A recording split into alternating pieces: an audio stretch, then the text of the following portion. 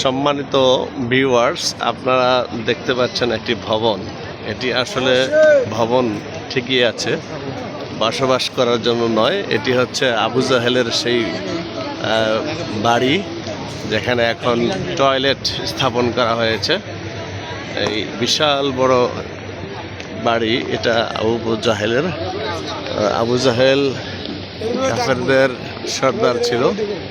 আর কীর্তি, তাল কীর্তি কারণে তার ফল, সে যেমন নিকৃষ্ট ছিল, তার বাড়িটাও এরকম নিকৃষ্ট অবস্থায়। এটাকে এখন টয়লেটে রূপান্তর করা হয়েছে।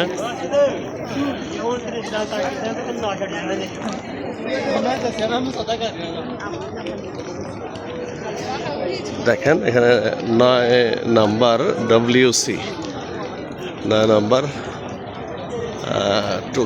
টয়লেট।